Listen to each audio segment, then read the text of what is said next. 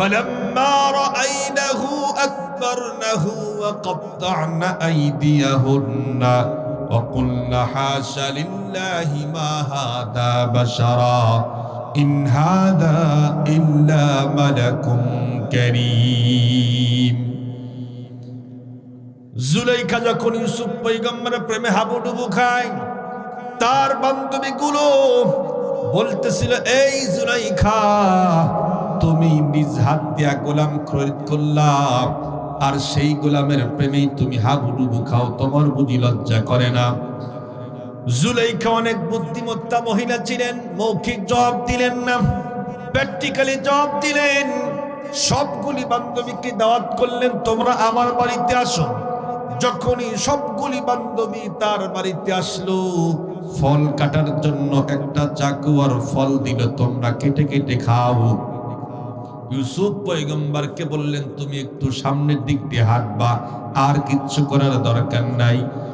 ইউসুফ আলাইহিস সালাতু ওয়াস সালাম যখন তাদের সামনে দিয়ে হাঁটতেছিল, সবগুলি বান্ধবী হা করে তাকায়া ছিল। ফল কাটতে গিয়া বন্ধুরা আমার হাত কেটে ফেলে দিল, আঙ্গুল কেটে ফেলে দিয়েছিল, তারা টেরও পাই নাই।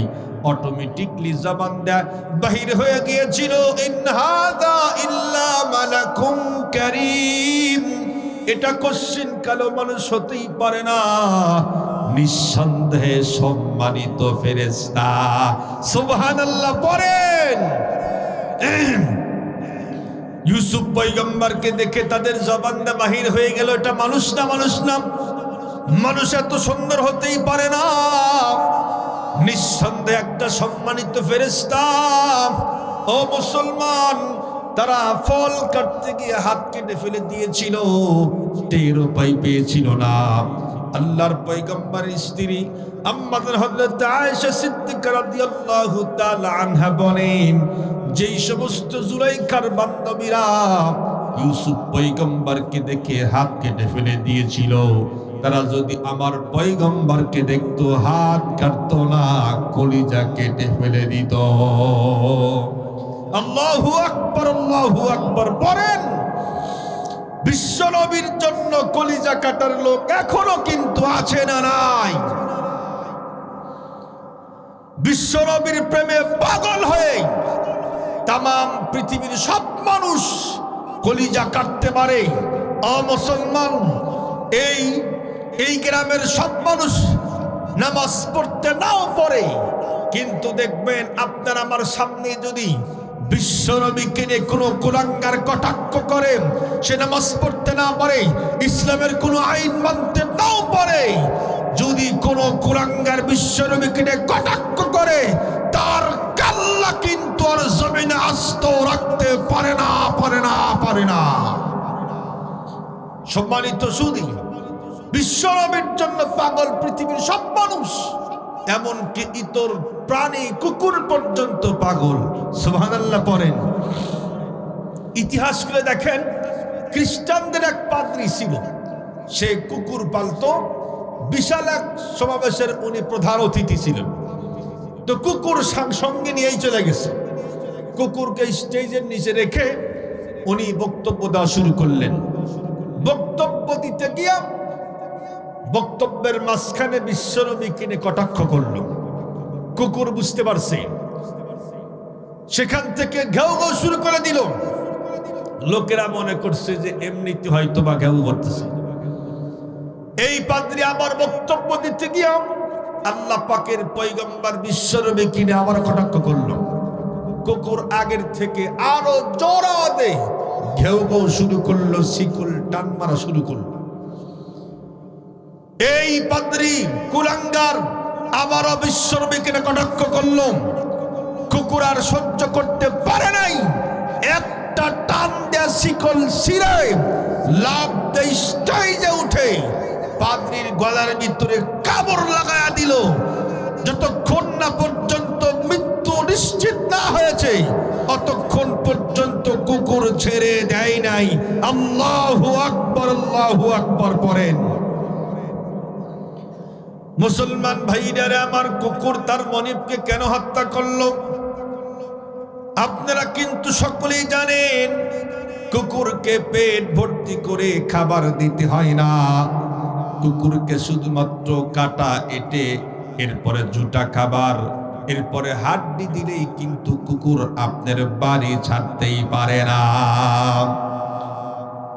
কুকুরের ভিতরে অনেকগুলি গুণ রয়েছে, তার ভিতরে একটা গুণ হলো মনিব ভক্ত।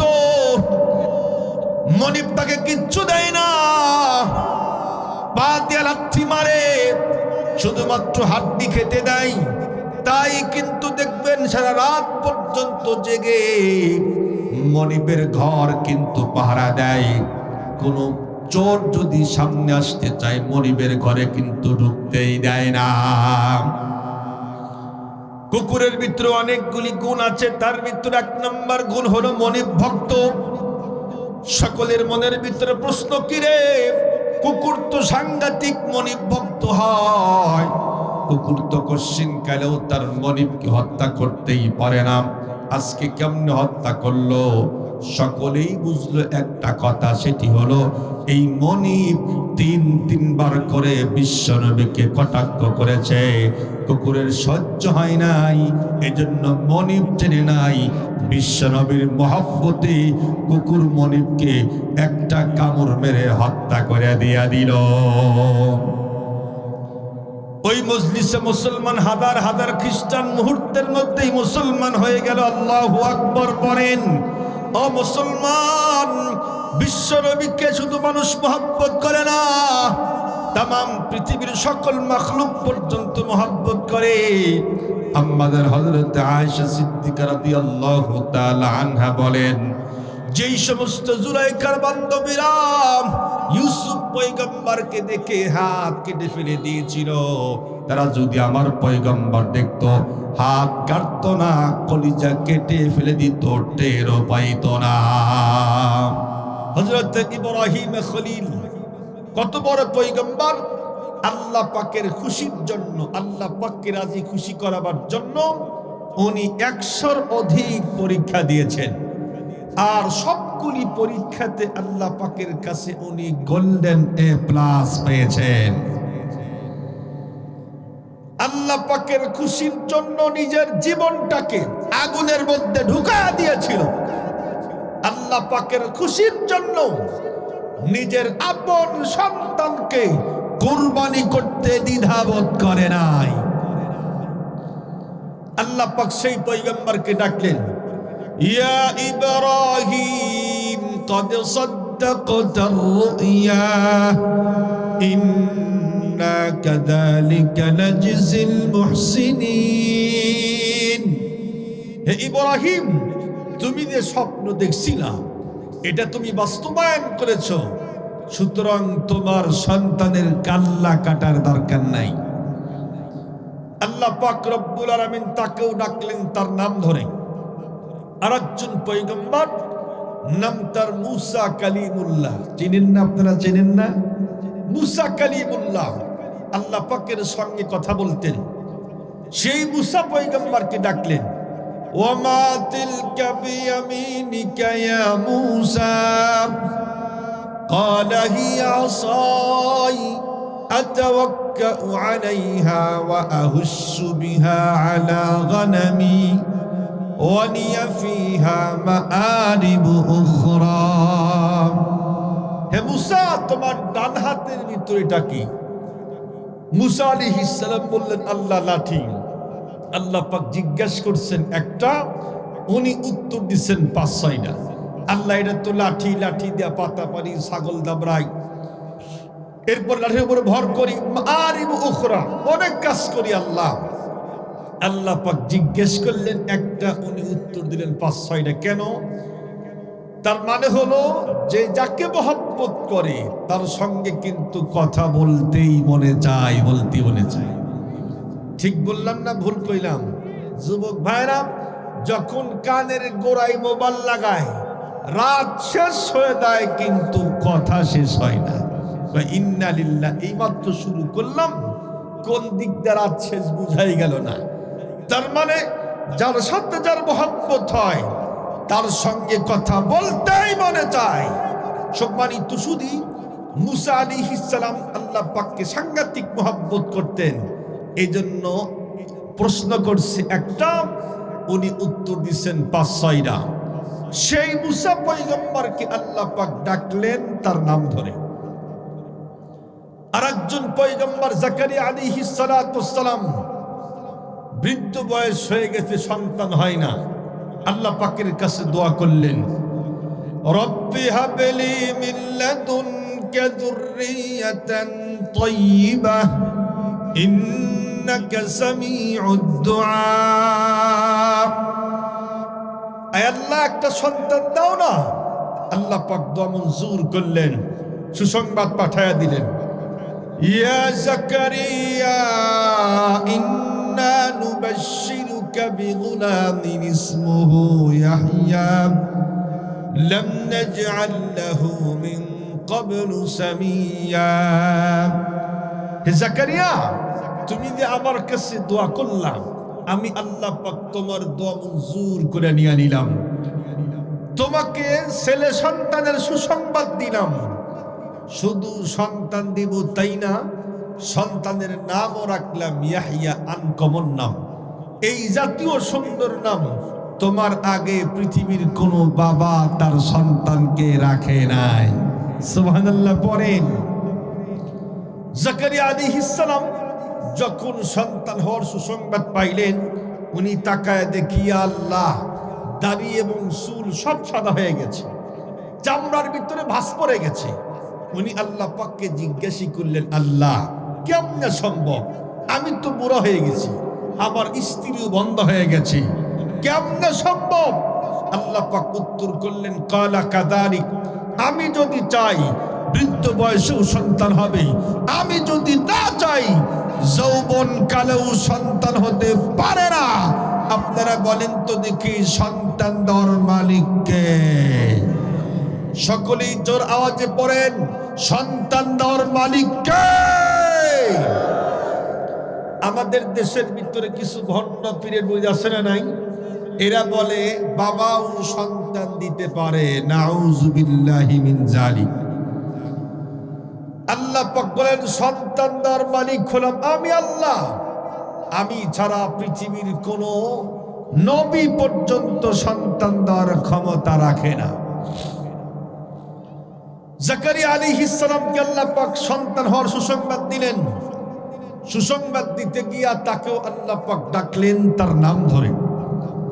জাকারিয়া আলাইহিস সালামের ছেলে ইয়াহইয়া, তাকেও আল্লাহ পাক নবী বানাইলেন, তাকেও ডাকলেন, ইয়া ইয়াহইয়া খুযিল কিতাবা বিকুওয়া। হে ইয়াহইয়া, তোমাকে যে কিতাব দিলাম এটা শক্ত করে আঁকড়ে ধরো। সুবহানাল্লাহ পড়েন। আরেকজন পয়গম্বরকে ডাকলেন, ইয়া দাউদ ইন্না জাআলনাকা খলিফাতাম ফিল আরদ। হে দাউদ, আমি তোমাকে জমিনের খলিফা বানাইলাম। সুবহানাল্লাহ পড়েন। আল্লাহ পাক আরেকজন পয়গম্বরকে ডাকলেন, ইয়া ঈসা ইন্নী মুতাওয়াফফিকা ওয়া রাফিউকা ইলাইকা। খুব ভালো করে বুঝবেন, যতগুলি পয়গম্বরকে আল্লাহ পাক ডাকলেন, সবগুলি পয়গম্বরকে ডাকলেন নাম ধরে। ইয়া আদম, ইয়া নূহ, ইয়া ইব্রাহিম, ইয়া মুসা, ইয়া দাউদ, ইয়া ইয়াহইয়া, ইয়া ঈসা, সবগুলি পয়গম্বরকে আল্লাহ পাক ডাকলেন নাম ধরে। কিন্তু যখনই বিশ্বনবীকে ডাকার প্রয়োজন হলো, আল্লাহ পাক বললেন হামিম, আল্লাহ পাক বললেন তাহা, আল্লাহ পাক ডাক দিলেন ইয়াসিন, আল্লাহ পাক ডাক দিলেন ইয়া আইয়ুহার রাসূল বাল্লিগ মা উনজিলা ইলাইকা মির রাব্বিক। আল্লাহ পাক ডাক দিলেন ইয়া আইয়ুহান নবী হাসবুকাল্লাহু ওয়া মান ইত্তাবাআকা মিনাল মুমিনিন। আল্লাহ পাক ডাক দিলেন ইয়া আইয়ুহান নবী হাররিদিল মুমিনিনা আলাল কিতাল। আল্লাহ পাক ডাক দিলেন ইয়া আইয়ুহাল মুযাম্মিল। আল্লাহ পাক ডাক দিলেন ইয়া আইয়ুহাল মুদ্দাসির। আল্লাহ পাক ডাক দিলেন নাযীরা। আল্লাহ পাক ডাক দিলেন বাশীরা। আল্লাহ পাক ডাক দিলেন ওয়া দাঈয়ান ইলাল্লাহি বিইذনিহি ওয়া সিরাজাও ওয়া কামারাম মুনীরা। আল্লাহ পাক ডাক দিলেন ইন্না আতাইনা কাল কাউসার। আল্লাহ পাক ডাক দিলেন রাফা'না লাকা যিকরাক। যেখানে এই বিশ্বনবীকে ডাক দিলেন, সিফাতি নাম ধরে ইশারা করে বিশ্বনবীকে ডাক দিলেন ইয়া মুহাম্মদ বলে। কোরআন শরীফের কোথাও বিশ্বনবীকে আল্লাহ পাক ডাক দেয় না। আল্লাহু আকবার বলেন, আল্লাহু আকবার। সম্মানিত সুধী, বিশ্বনবীর মর্যাদা কত বেশি! আল্লাহর মতো সত্তা তার পয়গম্বর বিশ্বনবীকে ডাক দিতে গিয়া সিফতি নাম ব্যবহার করলেন, ইয়া মুহাম্মদ বলে কোথাও ডাক দেয় নাই। এখান থেকে বোঝা যায় বিশ্বনবীর মর্যাদা, শান আর মর্যাদা কত বেশি। কিন্তু দুঃখের সাথে বলতে হয়, আমাদের দেশের ভিতরে কিছু নাম করা বক্তা, এরা বিশ্বনবীকে ডাকতে ডাকতে সাংবাদিক বানায় ফেলায়। সম্মানিত সুধী, খুব ভালো করে বুঝবেন বিশ্বনবীর মর্যাদা কত বেশি, কত বেশি বিশ্বনবীর মর্যাদা। আল্লাহ পাক রব্বুল আলামিন এই নিয়ামত পৃথিবীর বুকে পাঠায়া দিবেন। আল্লাহ পাক জানেন সবচাইতে দামি নিয়ামত তো, যদি ফিরি ফিরি দেই সকলেই কিন্তু এর কদর করবে না। আল্লাহ পাক বললেন ফিরি ফিরি দিব না, আমার কাছে চাইতে হবে। তবে সকলেই চাইলে তো দিব না। চাইবে কে? ইব্রাহিম খলিল বাবা তুমি চাও? যদি বাবা চায় তাহলে অবশ্যই বিশ্বনবীকে আল্লাহ পাক পাঠায়া দিবেন। মুসলমান ভাইরা রে, আমার কথাগুলি ভালো করে বুঝবেন। আল্লাহ পাক রব্বুল আলামিন ইব্রাহিম আলাইহিস সালাতু ওয়াস সালামকে বললেন, আমার ঘর বাইতুল্লাহ নির্মাণ করো। আল্লাহ পাকের অর্ডারে ইব্রাহিম আলাইহিস সালাতু ওয়াস সালাম তার সন্তান ইসমাইল জবিহুল্লাহকে নিয়ে লম্বা টাইম পর্যন্ত আল্লাহ পাকের ঘর বাইতুল্লাহ নির্মাণ করে দিয়া দিলেন। লম্বা টাইম পর্যন্ত মেহনত করে আল্লাহ পাকের ঘর যখন নির্মাণ করলেন, আল্লাহ পাক রব্বুল আলামিন সঙ্গে সঙ্গে খুশি হয়ে গেলেন। তার অন্তরের ভিতরে ঢুকায় দিল, পয়গম্বর তুমি তো অনেক বড় একটা কাজ করছো, এজন্য আমি আল্লাহ পাক রব্বুল আলামিন তোমার প্রতি রাজি এবং খুশি হয়ে গেলাম। এখন তুমি যা চাইবে আমি আল্লাহ পাক তোমাকে তাই দান করে দিয়া দিব। ইব্রাহিম আলাইহিস সালাতু ওয়াস সালাম চিন্তা করলেন, আমি একবার লম্বা টাইম পর্যন্ত আল্লাহ পাকের কাছে অ্যাপ্লিকেশন করেন, আল্লাহ পাকের কাছে চেয়ে চেয়ে বৃদ্ধ বয়সে ইসমাইল জবিহুল্লাহকে পেয়েছিলাম। এখন যেহেতু আল্লাহ পাক আমাকে অপশন দিলেন যা চাইবে তাই দিব, তখন উনি বললেন আমি এখন আর ছোটখাটো কোনো জিনিস চাইব না। আল্লাহ পাকের পরে যার মর্যাদা, আল্লাহ পাকের পরে যার স্থান, সে হলো মুহাম্মাদুর রাসূলুল্লাহ সাল্লাল্লাহু আলাইহি ওয়াসাল্লাম। ইব্রাহিম আলাইহিস সালাতু ওয়াস সালাম চিন্তা করলেন, সবচাইতে দামি পয়গম্বর আমি বিশ্বনবীকে আল্লাহ পাকের কাছ থেকে চেয়ে নিব। সঙ্গে সঙ্গে হাত উঠাইলেন, রব্বানা ওয়াবআথ ফীহিম রাসূলাম মিন আনফুসিহিম ইয়াতলু আলাইহিম আয়াতিহি ওয়া ইউযাক্কিহিম ওয়া ইউআল্লিমুহুমুল কিতাবা ওয়াল হিকমা। ওগো আল্লাহ পাক রব্বুল আলামিন, বিশ্বনবীকে তুমি তাদের মাঝে পাঠায়া দাও। খুব ভালো করে বুঝবেন, দোয়া করে ইব্রাহিম খলিলুল্লাহ আমিন আমিন বলে সুপারিশ করে ইসমাইল জবিহুল্লাহ। যেই ঘরটাকে সামনে নিয়ে দোয়া করে তার নাম হলো বাইতুল্লাহ, যার কাছে দোয়া করে তার নাম হলো আল্লাহ। দোয়া করে ইব্রাহিম খলিলুল্লাহ আমিন আমিন বলে সুপারিশ করে ইসমাইল জবিহুল্লাহ। যেই ঘরটাকে সামনে নিয়ে দোয়া করে তার নাম হলো বাইতুল্লাহ, যার কাছে দোয়া করে তার নাম হলো আল্লাহ। আল্লাহ পাক রব্বুল আলামিন খুশি হয়ে বললেন, শোনো তোমাদের নামের সঙ্গে মিল রেখে আমিও পাঠায়া দিলাম হাবিবুল্লাহ। সুবহানাল্লাহ সুবহানাল্লাহ পড়েন।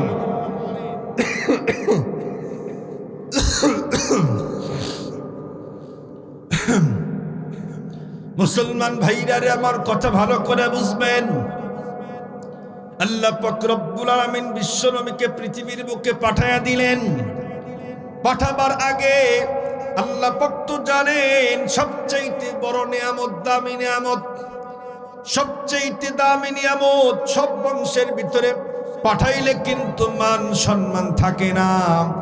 এজন্য এই পৃথিবীর বুকে যতগুলি মুসলমান বংশ ছিল, সবচাইতে দামি বংশের ভিতরে আল্লাহ পাক পাঠায়া দিলেন, তার নাম হলো কুরাইশ বংশ।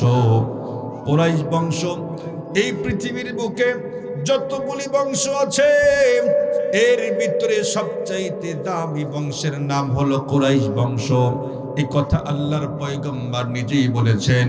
কুরাইশ বংশের দাম আল্লাহ পাকের কাছে সবচাইতে বেশি 7টা কারণে। এক নম্বর কারণ হলো আল্লাহর পয়গম্বর বলে আনা কুরাইশুন, আমি হলাম কুরাইশ বংশের মানুষ। 2 নম্বর কারণ, কুরাইশ বংশের ভিতরেই আল্লাহ পাক রব্বুল আলামিন একজন বিশ্বনবীকে পাঠায়া দিলেন, সে হলাম আমি পয়গম্বর বিশ্বনবী। 3 নম্বর কারণ হলো এই কুরাইশ বংশের একজন মানুষকে আল্লাহ পাকের ঘর বাইতুল্লাহর মুতাওয়াল্লি বানাইছেন, সে হলো আমার আমার দাদা আব্দুল মুত্তালিব। 4 নম্বর কারণ হলো এই পৃথিবী থেকে যতগুলি মানুষ আল্লাহ পাকের ঘর বাইতুল্লাহ নির্মাণ, আল্লাহ পাকের ঘর বাইতুল্লাহ যাবে, হজ করার জন্য যাবে, সবগুলি মানুষকে জমজমের কূপের পানি পান করাবার দায়িত্ব কুরাইশ বংশের। 5 নম্বর কারণ আল্লাহর পয়গম্বর নিজেই বলেন, শোনো আমার উম্মতরা শোনো। 5 নম্বর কারণ হলো কুরাইশ বংশকে আল্লাহ পাক রব্বুল আলামিন হস্তি বাহিনীর উপরে বিজয় দান করেছিলেন। বিশ্বনবী পৃথিবীতে আসার 50 দিন আগের কাহিনী। আব্রাহা বাদশা কিন্তু আল্লাহ পাকের ঘর বাইতুল্লাহ ধ্বংস করার জন্য আসছিলেন। আসছিল কিনা, কত বড় কলিজা! আল্লাহ পাকের ঘর বাইতুল্লাহ ধ্বংস করবে, কি পরিমাণ সাংঘাতিক সাহস! আল্লাহ পাকও তার ক্ষমতা দেখায়া দিল। বিশাল হাতি বাহিনী নিয়ে আল্লাহ পাকের ঘর বাইতুল্লাহ ধ্বংস করার জন্য আসছেন। আল্লাহ পাক ছোট্ট ছোট্ট পাখি পাঠায়া দিল, তয়রান আবাবিল, তয়রান আবাবিল, যাকে যাকে পাখি পাঠায়া দিল। প্রত্যেকটা পাখির সঙ্গে ছিল 3টা করে বোম। কয়টা? 2টা 2 পায়ে, একটা ছিল ঠোঁটের ভিতরে। বোম কত বড়! ছোট ছোট ছোলা বুট, আমরা খাই কি খাই না, বুটের দানার মতো ছোট ছোট। প্রত্যেকটা বোমের গায়ের মধ্যে রাখা ছিল নাম লেখা ছিল, এটা নঈমুদ্দিন, এটা কইমুদ্দিন, এটা সলিমুদ্দিন। বোম তৈরি করছে কি দিয়া? মাটি গোল গোল করে আগুনে পোড়াইছে, এটাই হয়েছে বোম। সুবহানাল্লাহ পড়েন। নাম মেনশন করে যখন প্রত্যেকটা বোম নিক্ষেপ করা হচ্ছিল, আল্লাহ পাক বলেন কাসিম মাকুল, তাদের অস্তিত্বর জমিনে টিকে থাকে নাই, সমূলে মাটির সঙ্গে মিশায়া দিয়েছিলাম। এখান থেকেই শিক্ষা গ্রহণ করা দরকার। মসজিদ, মাদ্রাসা, ওলামায়ে কেরামের দিকে টেরা চোখ নিয়ে তাকাইতে যায় না, চোখ কিন্তু থাকবে না, থাকবে না, থাকবে না। সম্মানিত সুধী, যারাই এ পৃথিবীর বুকে আল্লাহ পাকের সঙ্গে, কোরআনের সঙ্গে, ইসলামের সঙ্গে, মুসলমানদের সঙ্গে, ওলামায়ে কেরামের সঙ্গে দৃষ্টতা পোষণ করেছে, কশ্চিন কালেও টিকে থাকতে পারে নাই, পালাইতে বাধ্য হয়েছে। সুতরাং যেমনে আসো সামনে থাকো, মসজিদ, মাদ্রাসা, ওলামায়ে কেরামের সঙ্গে শত্রুতা করতে যায় না। এটা ওঠে না, মুশকিল হয়ে গেল। কেমন মাউথ পেয়েছে আমার বুক, এখানে মাউথ পেয়েছে, একটু জায়গা তো এত কিছু করছো, এর মাউথ এই কষ্ট থাকবো কেন?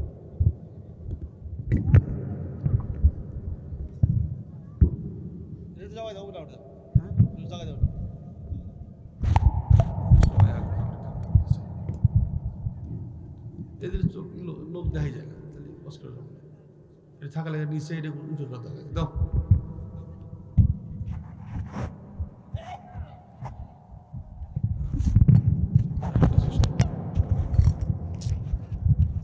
একটা মুশকিল হয়ে যাচ্ছে।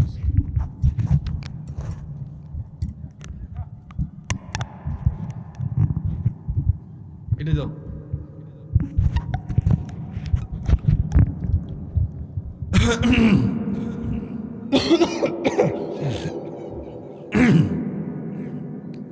সম্মানিত সুধী, কি বললাম? 5 নম্বর কারণ সেটি হলো আল্লাহর পয়গম্বর বলেন যে হস্তি বাহিনীর উপরে আল্লাহ পাক কুরাইশ বংশকে বিজয় দান করেছিল। এটা 5 নম্বর কারণ।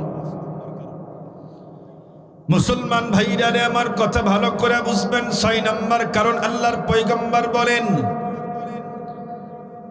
এই পৃথিবীর বুকে তামাম পৃথিবীর সকল মানুষ যখন মূর্তির গোলামি করে, আপনারা বলেন তো দেখি, এখনো কিন্তু কিছু মানুষ আছে হিন্দু, এরপরে বন্ধুরা আমার খ্রিস্টান, এরা কিন্তু মূর্তির গোলামি করে। তৎকালীন যুগেও কিন্তু কাবাঘরের ভিতরে 360টা মূর্তি উঠায়া উলঙ্গ হয়ে তওয়াফ করত। আল্লাহর পয়গম্বর বলে, শোনো, তামাম পৃথিবীর সকল মানুষ যখন শিরিকের মতো সাংঘাতিক গুনাহ করে, তখনও কিন্তু কুরাইশ বংশের মানুষ টানা 10 বছর পর্যন্ত আল্লাহ পাকের গোলামি করেছে। 7 নম্বর কারণ হলো আল্লাহর পয়গম্বর বলে, শোনো, এই বংশের নামেই আল্লাহ পাক রব্বুল আলামিন একটা সূরা নাজিল করেছেন, নাম হলো কুরাইশ। লিইলাফি কুরাইশ ইলাফিহিম রিহলাতাশ শিতাই ওয়াস সাইফ ফালইয়াবুদু রাব্ব হাযাল বাইত আল্লাযী আত'আমাহুম মিন জু'ইন ওয়া আমানাহুম মিন খাউফ। আসনানাই আল্লাহর পয়গম্বর বলেন, শোনো, এই 7টা কারণে কুরাইশ বংশের দাম সবচাইতে বেশি। আল্লাহ পাক রব্বুল আলামিন এই সবচাইতে দামি বংশের ভিতরে আল্লাহ পাক রব্বুল আলামিন তার পয়গম্বর বিশ্ব নবীকে পাঠায়া দিয়া দিলেন। মুসলমান ভাইরা রে আমার, বিশ্বনবীর কথা বলতে গেলে রাতের পর রাত শেষ হয়ে যাবে, কিন্তু বিশ্বনবীর সিরাত শেষ হবে না। আল্লাহর পয়গম্বর বিশ্বনবীর মুসলমান সিরাতের কিছু দিক আপনাদের সামনে আলোচনা করতে চাই। আল্লাহর পয়গম্বর কি পরিমাণে সুন্দর ছিলেন। আম্মা জান হযরত আয়েশা সিদ্দিকা রাদিয়াল্লাহু তাআলা আনহা বলেন, এ তামাম পৃথিবীর সকল মানুষ, তোমরা শোনো, আসমানের একটা সূর্য আছে, আমারও একটা সূর্য আছে, তবে আসমানের সূর্যের থেকে আমার সূর্য লক্ষ কোটি কোটি গুণ অনেক সুন্দর। লানা শামসুন ওয়ালিল আফাকি শামসুন ওয়া শামসি খায়রুম মিন শামসিস সামাই ফাইন্নাশ শামসা তাতলুউ বা'দা ফাজরি ওয়া শামসি তাতলুউ বা'দাল ইশাই। আসমানের একটা সূর্য আছে, আমার একটা সূর্য আছে, তবে আসমানের সূর্যের থেকে আমার সূর্য লক্ষ লক্ষ কোটি কোটি গুণ বেশি সুন্দর।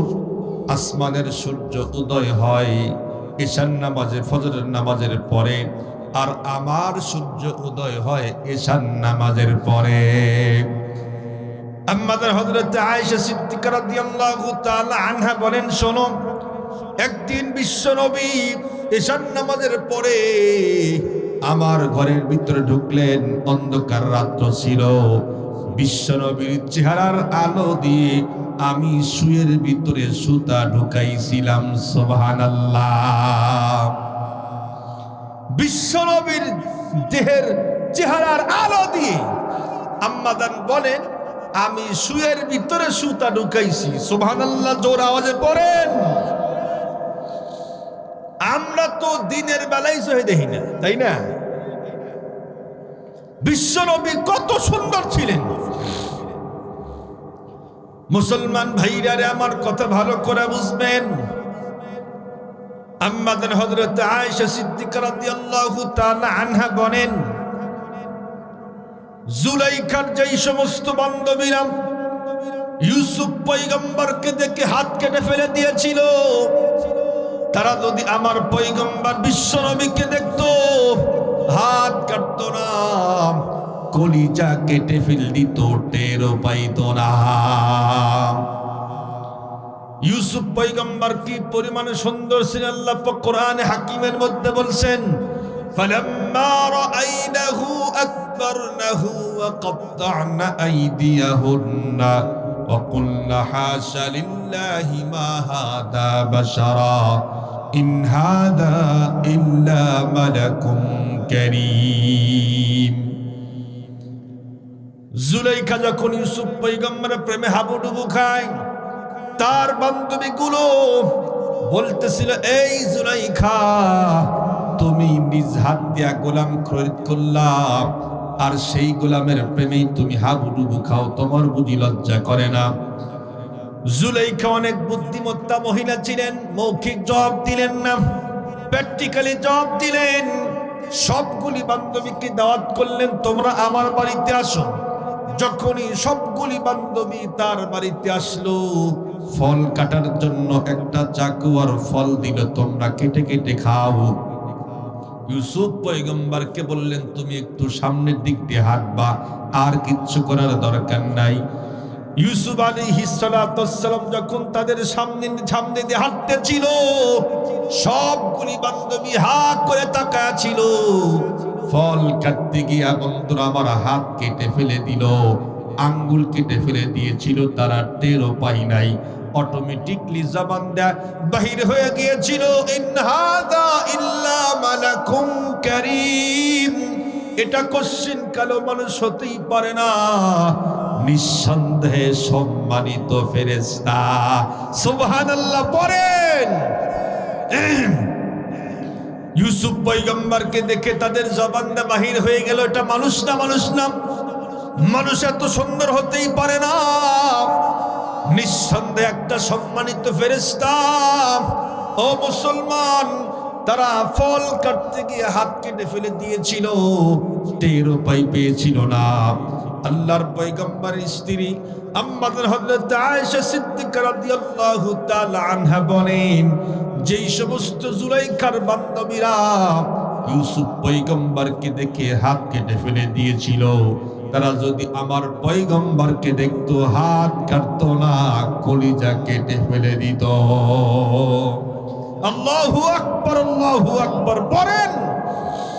বিশ্ব নবীর জন্য কলিজা কাটার লোক এখনো কিন্তু আছে না নাই? বিশ্ব নবীর প্রেমে পাগল হয়ে তামাম পৃথিবীর সব মানুষ কলিজা কাটতে পারে। মুসলমান, এই গ্রামের সব মানুষ নামাজ পড়তে নাও পড়ে, কিন্তু দেখবেন আপনার আমার সামনে যদি বিশ্ব নবীকে নিয়ে কোনো কুলাঙ্গার কটাক্ষ করে, সে নামাজ পড়তে না পারে, ইসলামের কোনো আইন মানতে নাও পারে, যদি কোনো কুলাঙ্গার বিশ্ব নবীকে নিয়ে কটাক্ষ করে, তার কাল্লা কিন্তু আর জমিনে আস্ত রাখতে পারে না, পারে না, পারে না। সম্মানিত সুধী, বিশ্ব নবীর জন্য পাগল পৃথিবীর সব মানুষ, এমনকি ইতর প্রাণী কুকুর পর্যন্ত পাগল। সুবহানাল্লাহ পড়েন। ইতিহাস করে দেখেন, খ্রিস্টানদের এক পাদ্রী ছিল, সে কুকুর পালতো, বিশাল এক সমাবেশের উনি প্রধান অতিথি ছিলেন। তো কুকুর সঙ্গে নিয়েই চলে গেছে। কুকুরকে স্টেজের নিচে রেখে উনি বক্তব্য দেওয়া শুরু করলেন। বক্তব্য দিতে গিয়া বক্তব্যের মাঝখানে বিশ্বনবীকে নিয়ে কটাক্ষ করল। কুকুর বুঝতে পারছে, সেখান থেকে ঘেউ ঘেউ শুরু করে দিল। লোকেরা মনে করছে যে এমনিতে হয়তো বা ঘেউ করতেছে। এই পাদ্রী আবার বক্তব্য দিতে গিয়া আল্লাহ পাকের পয়গম্বর বিশ্বনবীকে নিয়ে আবার কটাক্ষ করল। কুকুর আগের থেকে আরো জোরে ঘেউ ঘেউ শুরু করলো, শিকল টান মারা শুরু করলো। এই পাদ্রী কুলাঙ্গার আবারও বিশ্বনবীকে কটাক্ষ করল।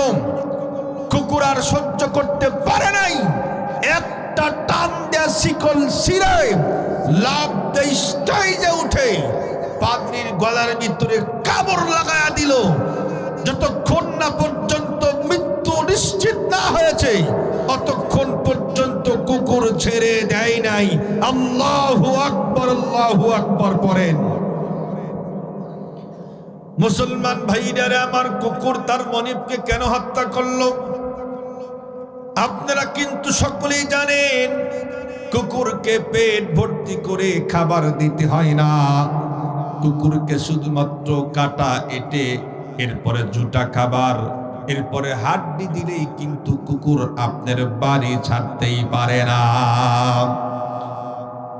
কুকুরের ভিতরে অনেকগুলি গুণ রয়েছে, তার ভিতরে একটা গুণ হলো মনিব ভক্ত। মনিব তাকে কিচ্ছু দেয় না, পা দিয়ে লাথি মারে, শুধুমাত্র হাড্ডি খেতে দেয়। তাই কিন্তু দেখবেন সারা রাত পর্যন্ত জেগে মনিবের ঘর কিন্তু পাহারা দেয়। কোনো চোর যদি সামনে আসতে চায় মনিবের ঘরে কিন্তু ঢুকতেই দেয় না। কুকুরের ভিতরে অনেকগুলি গুণ আছে, তার ভিতরে এক নম্বর গুণ হলো মনিব ভক্ত। সকলের মনের ভিতরে প্রশ্ন, কি রে, কুকুর তো সাংঘাতিক মনিব ভক্ত হয়, কুকুর তো কশ্চিন কালেও তার মনিবকে হত্যা করতেই পারে না, আজকে কেমনে হত্যা করলো? সকলেই বুঝলো একটা কথা, সেটি হলো এই মনিব তিনবার করে বিশ্বনবীকে কটাক্ষ করেছে। কুকুরের সহ্য হয় নাই, এজন্য মনিব টেনে নাই। বিশ্বনবীর মহব্বতে কুকুর মনিবকে একটা কামড় মেরে হত্যা করে দিয়া দিল। ওই মজলিসে মুসলমান হাজার হাজার খ্রিস্টান মুহূর্তের মধ্যেই মুসলমান হয়ে গেল। আল্লাহু আকবার পড়েন। ও মুসলমান, বিশ্বনবীকে শুধু মানুষ মহব্বত করে না, তামাম পৃথিবীর সকল মাখলুক পর্যন্ত মহব্বত করে। আমাদের হযরত আয়েশা সিদ্দিকা রাদিয়াল্লাহু তাআলা আনহা বলেন, যেই সমস্ত জুলাইখার বান্ধবীরা ইউসুফ পয়গম্বরকে দেখে হাত কেটে ফেলে দিয়েছিল, তারা যদি আমার পয়গম্বর দেখতো হাত কাটতো না, কলিজা কেটে ফেলে দিত, টেরও পাইতো না। মুসলমান ভাইরা আমার, বলতেছিলাম বিশ্বনবী কেমন সুন্দর ছিলেন। বিখ্যাত কবি হাসান ইবনে সাবিত রাদিয়াল্লাহু তাআলা আনহু বলেন, বিশ্বনবীর প্রেমে পাগল হয়ে কবিতা আবৃত্তি করা শুরু করলেন।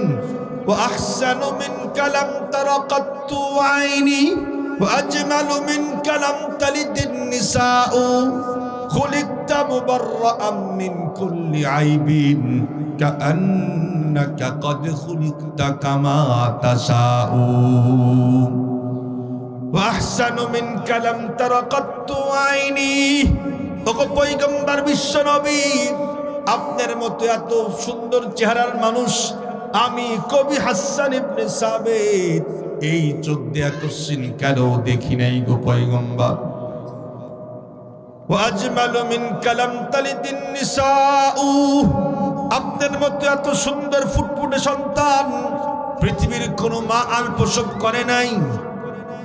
আল্লাহর পয়গম্বর শানে কবিতা লিখতে গিয়া বলে, শোনেন, আল্লাহ পাক রব্বুল আলামিন সব রকমের দোষ ত্রুটি মুক্ত করে আল্লাহ পাক আপনাকে পাঠায়া দিয়েছেন। আপনি যেমনি চাইছেন, আমার মন বলে আল্লাহ পাক আপনার মন মতো আপনাকে বানায়া পাঠায়া দিয়েছে। আমরাও তো অনেক সময় বলি লোকটা অনেক সুন্দর, যতই সুন্দর হই দেখবেন যে কোনো একটা সাইড দোষ ত্রুটি আছে কি নাই। লোকটা অনেক সুন্দর রে, কয় নাকটা একটু চ্যাপ্টা। লোকটা অনেক সুন্দর রে, কিন্তু দেখ চোখটা এক সাইডে একটু সমস্যা আছে। লোকটা তো অনেক সুন্দর, কিন্তু বেশি লম্বা, এত লোক বলো না।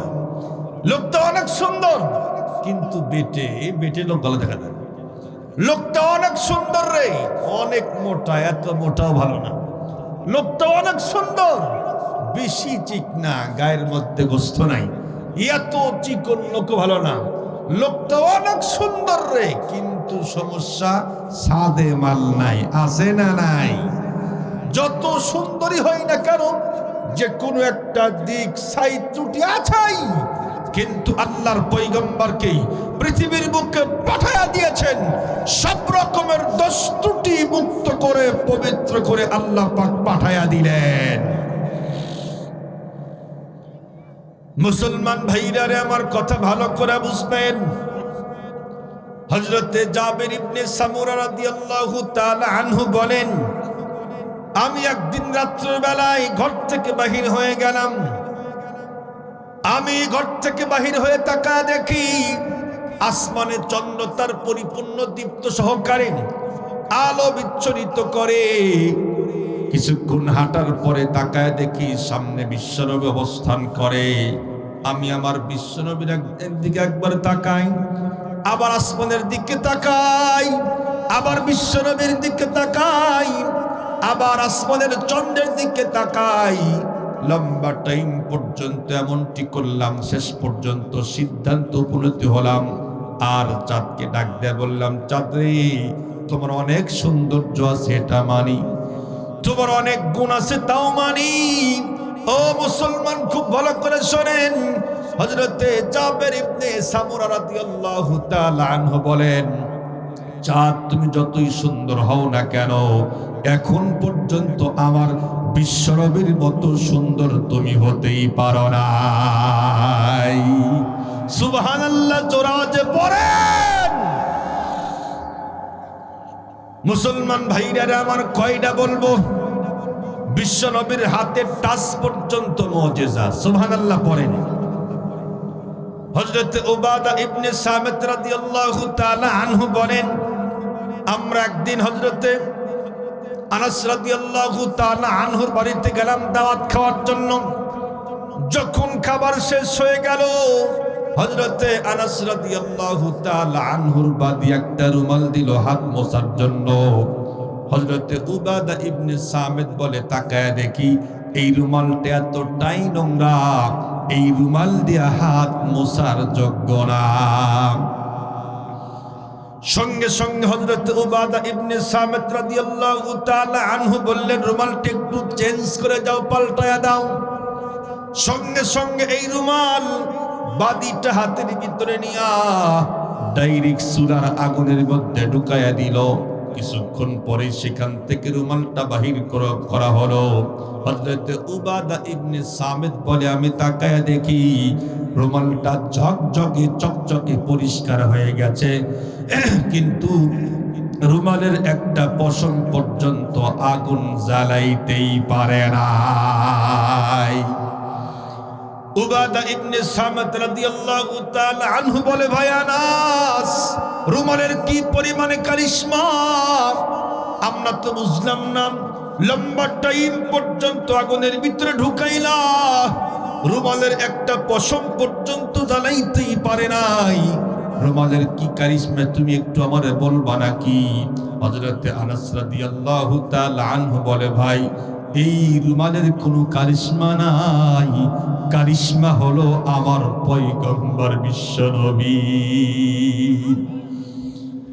হযরতে আনাস রাদিয়াল্লাহু তাআলা আনহু বলে, ভাই উবাদা ইবনে সামিত, তোমার মতোই আমার এক পয়গম্বর একদিন আমার ঘরে আসছিলেন দাওয়াত খাওয়ার জন্য। খাবার যখন শেষ হয়ে গেল, এই রুমালটা আমি আগায়া দিলাম। বিশ্বনবী সুন্দর করে হাতটা এই রুমালের ভিতরে লাগায়া সুন্দর করে মুছে নিলেন। এরপরের থেকে এই রুমালটা যখনই ময়লাযুক্ত হয়, আমরা আর সাবান সোডা কিচ্ছু লাগাই না, ডাইরেক্ট চুলার আগুনের মধ্যে ঢুকায়া দেয়।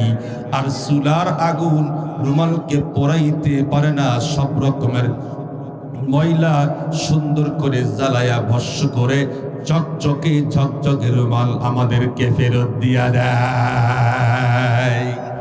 রুমাল আর আগুন স্পর্শ করতেই পারে না, বিশ্বনবীর হাত লাগছে, তাই রুমালকে আগুন স্পর্শ করতে পারে না। আল্লাহু আকবার পড়েন, আল্লাহু আকবার। আর একদিন আমার পয়গম্বর বিশ্বনবী হাঁটি হাঁটি পা পা করে হযরতে ফাতেমা রাদিয়াল্লাহু তাআলা আনহার বাড়ি পর্যন্ত গেলেন। সেখানে গিয়া দেখে হযরতে ফাতেমা রুটি তৈরি করেন। আল্লাহর পয়গম্বর বললেন, ফাতেমা একটু খামিরা আমার হাতের মধ্যে দাও, আমি তোমাকে রুটি তৈরি করার জন্য সহযোগিতা করি। আল্লাহর পয়গম্বর নিজে সুন্দর করে হাতের মধ্যে এই আটাটা নিয়ে রুটি তৈরি করলেন। এরপরে চুলের মধ্যে ঢুকায় দিলেন। লম্বা টাইম পর্যন্ত জাল দেয়, কিন্তু এই রুটিকে আগুন আর স্পর্শ করতেই পারে না। হযরতে ফাতেমা রাদিয়াল্লাহু তাআলা আনহা বললেন, আব্বু কি ব্যাপার, কিছুই তো বুঝলাম না, এতক্ষণ পর্যন্ত রুটি তৈরি করলাম, কোনো সমস্যা হলো না, কিন্তু আপনার হাতের মধ্যে টাচ লাগার কারণে এই রুটিকে আগুন স্পর্শ করতে পারতেছে না। আল্লাহর পয়গম্বর বললেন, শোনো আম্মু, তোমার আব্বুর হাত লাগছে, এজন্য পৃথিবীর কোনো আগুন এই রুটিকে স্পর্শ করতেই পারবে না। আল্লাহু আকবার, পরের আল্লাহু আকবার। কেমন নিয়ামত আল্লাহ পাক দিয়েছেন, হাতে টাচ পর্যন্ত মুজিজা, যেখানে টাচ লাগে পৃথিবীর কোনো আগুন আর জ্বালাইতে পারে না, পারে না, পারে না। আল্লাহু আকবার, আল্লাহু আকবার পড়েন। সম্মানিত সুধী, কয়টা বলবো?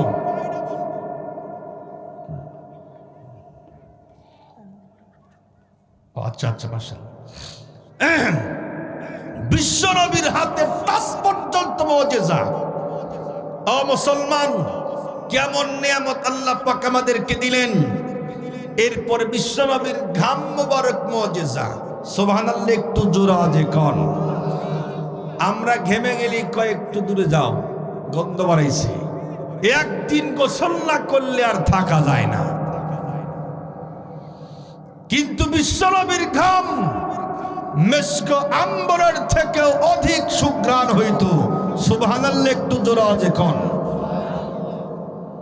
বিশ্ব নবী একদিন বসে আছেন, দ্বিপ্রহরের সময় ঘামতেছেন।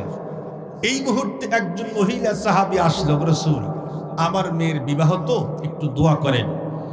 রাসূলুল্লাহ দোয়া করে দিলেন, দোয়া করে দিলেন। এরপরে বললেন, শোনো, এই তোমার ঘরে কি সুগন্ধি আছে নাকি?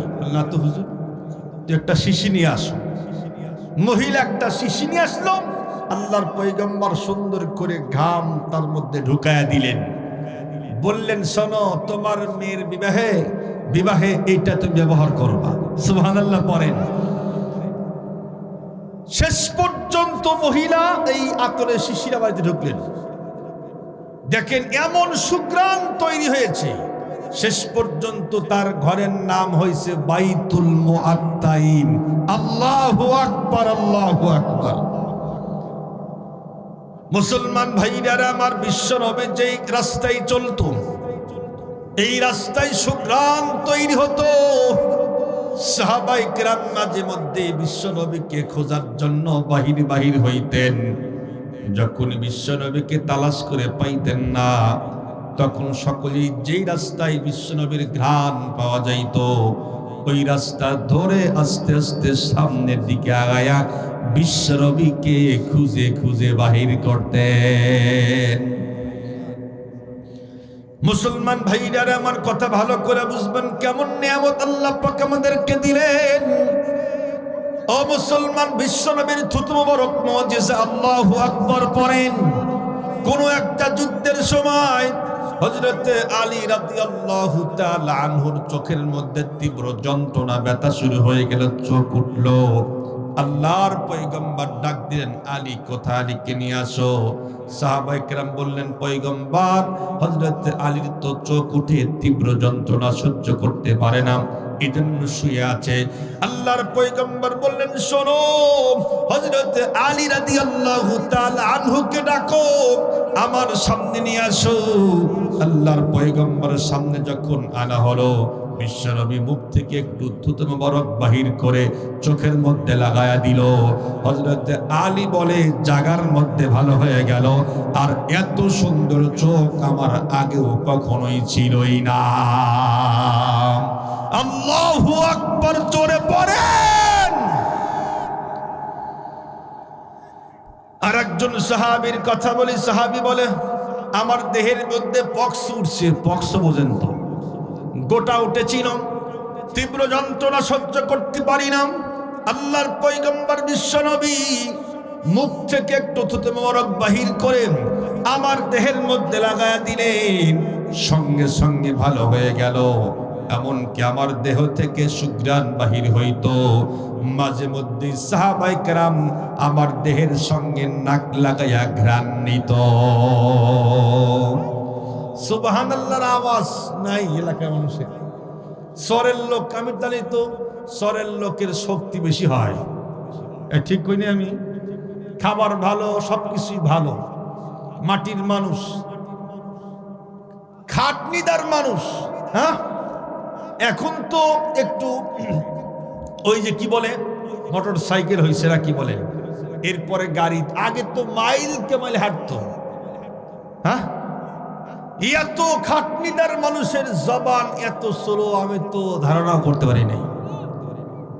সুবহানাল্লাহর আওয়াজ বাড়ায় না কে বুঝি না। হ্যাঁ, ঠান্ডা বেশি। হ্যাঁ, দেখি হাত তোলেন তো দেখি। হ্যাঁ হ্যাঁ, হাত তোলেন। লিল্লাহে তাকবীর। না হয় নাই। নারায়ে তাকবীর। কোরআন সুন্নাহর আলো,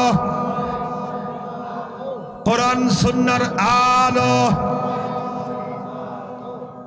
না, আওয়াজ নাই, আওয়াজ হবে না, বাদ দিয়ে দেবো। হ্যাঁ, আওয়াজ নাই কে বুঝি না। হ্যাঁ,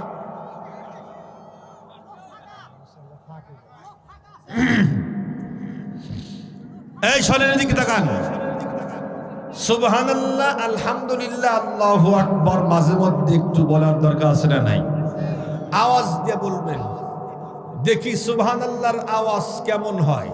একটা হাদিস শুনাই, আল্লাহর পয়গম্বর বলেন যদি কোনো ব্যক্তি একবার সুবহানাল্লাহ পড়ে, আসমান থেকে নিয়ে জমিন পর্যন্ত ফাঁকা জায়গা আল্লাহ পাক একবার পড়লেই ভরপুর করে দিয়ে দেয়।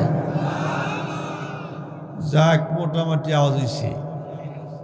তাও সবাই কয় নাই, সবাই কয় নাই কেন জানেন? কারণ আছে, সেটি হলো যদি একবার সুবহানাল্লাহ পড়লে আসমান এবং জমিনের এরিয়া বুক হয়, দ্বিতীয়বার বলে থুমু কোন জায়গায় আছে না নাই এই জাতীয় কিছু লোক। একবার বললেই বুক, দ্বিতীয়বার বলে থোয়ার তো আর জায়গা নাই। এই আপনারা বলেন তো দেখি, দ্বিতীয়বার বলে থোয়ার জায়গা আছে না নাই? কেমনে আছে? একটা তাফসীর শুনে আপনাদেরকে। আল্লাহ পাক আরশে মুআল্লায় কিছু গম্বুজ তৈরি করছে। কি তৈরি করছে? গম্বুজ, ওই যে মসজিদের গম্বুজের মতো। কত বড়! মুফাসসিরিনে কিরাম লেখেন, কোন একজন মানুষ যদি একটা মাঠের মধ্যে চলে যায়, যাওয়ার পরে সামনে পিছনে ডানে বামে কোনো ঘর বাড়ি কিচ্ছু নাই, বিশাল ফাঁকা মাঠ। এখন যদি এই লোকটা পকেট থেকে একটা কলম বাহির করে পায়ের নিচে একটা ফোঁটা দেয়, কি পরিমাণ জায়গা লাগবে? একটা বালু কণা পরিমাণ, তাই তো? এর চেয়ে বেশি লাগবে না। তাফসীরের মধ্যে লেখছে আল্লাহ পাক একটা গম্বুজ এত বড় তৈরি করছেন, সাত আসমান আর জমিন যদি এই গম্বুজের মধ্যে রাখা হয়, কলম দিয়া ফোঁটা দিলে যেই পরিমাণ জায়গা লাগে তার থেকেও আরো কম লাগবে।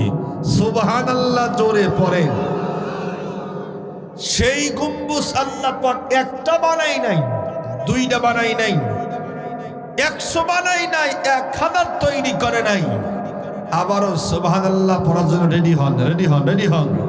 আল্লাহ পাক রব্বুল আলামিন সেই গম্বুজ 6 লক্ষ তৈরি করে দিয়েছেন। এখন যদি কোনো ব্যক্তি সুবহানাল্লাহ সুবহানাল্লাহ পড়তে পড়তে মইরাও যায়, জাগার অভাব আছে নাই? এজন্য সুবহানাল্লাহর আওয়াজ একটু জোর আওয়াজে দিয়েন ইনশাআল্লাহ। মুসলমান ভাইরা রে, আমার কথা ভালো করে বুঝবেন। বিশ্ব নবীর থুতু মোবারক মুজিজা। ও মুসলমান, কাফের বেঈমানেরা আবু জেহেল, আবু লাহাব, উতবা, সাইবা, এক কথায় কাফের বেঈমানের গোষ্ঠীরা বিশ্ব নবীকে আক্রমণ করার জন্য হুমকি দিল, মারার জন্য হুমকি দিল। আল্লাহর পয়গম্বরের কাছে যখন এই খবর পৌঁছে গেল, সাহাবায়ে কেরামকে সঙ্গে নিয়ে উনি বৈঠক শুরু করলেন। আমার সাহাবায়ে কেরাম শোনো, কাফের বেঈমানরা আমাকে কিন্তু হুমকি দিয়েছে, এখন কেমনে তাদের সঙ্গে প্রতিরোধ তৈরি করা যায়, একটু আমাকে তোমরা পরামর্শ দাও। হযরত সালমান ফারসি রাদিয়াল্লাহু তাআলা আনহু বৃদ্ধ সাহাবী ছিলেন। সালমান ফারসি রাদিয়াল্লাহু তাআলা আনহু বললেন, পয়গম্বর, আমরা যে এরিয়ার মধ্যে আছি, চতুর্দিক দিয়ে যদি আমরা খাল খনন করি, পরিখা খনন করি, তাহলে কাফের বেঈমানরা সহজেই আমাদেরকে আক্রমণ করতেই পারবে না। আমরা যেখানে অবস্থান করি তার চতুর্দিকে যদি খাল খনন করি, নদী তৈরি করি, তাহলে কিন্তু কশ্চিনকালেও কাফের বেঈমানরা আমাদেরকে সহজে আক্রমণ করতেই পারবে না। হযরত সালমান ফারসি রাদিয়াল্লাহু তাআলা আনহুর পরামর্শ নিয়াম আল্লাহর পয়গম্বর বিশ্বনবী সাহাবায়ে কেরামদেরকে 10 হাত করে ভাগ করে দিলেন মাটি কাটার জন্য। তোমরা খাল খনন করা শুরু করে দাও। লম্বা টাইম পর্যন্ত সাহাবায়ে কেরাম কাজ করার পরে ও মুসলমান, হযরতে জাবের রাদিয়াল্লাহু তাআলা আনহু এসে ডাক দিয়ে বলে, পয়গম্বর, একটু আমাকে ছুটি দেন, খাবারের জন্য বাড়িতে চলে যাব। আল্লাহর পয়গম্বর হযরতে জাবের রাদিয়াল্লাহু তাআলা আনহুকে বললেন, এই জাবের, তোমার কি পরিমাণে ক্ষুধা লাগছে একটু আমারে বলো। হযরতে জাবের রাদিয়াল্লাহু তাআলা আনহু কোনো কথা বললেন না, ডাইরেক্ট জামা উঠাইয়া দিলেন। পয়গম্বর তাকায় দেখে হযরতে জাবেরের পেটের ভিতরে 2-1টা বড় পাথর বাঁধা। আল্লাহর পয়গম্বর বিশ্বনবী বললেন, জাবের, তোমার ক্ষুধা লাগছে, তুমি খাইতে যাবা, তুমি আমার দিকে তাকাও। আল্লাহর পয়গম্বর সঙ্গে সঙ্গে তার জামা বড় উঠাইয়া দিলেন। হযরতে জাবের তাকায় দেখে বিশ্বনবীর পেটে বড় বড় 2টা পাথর বাঁধা।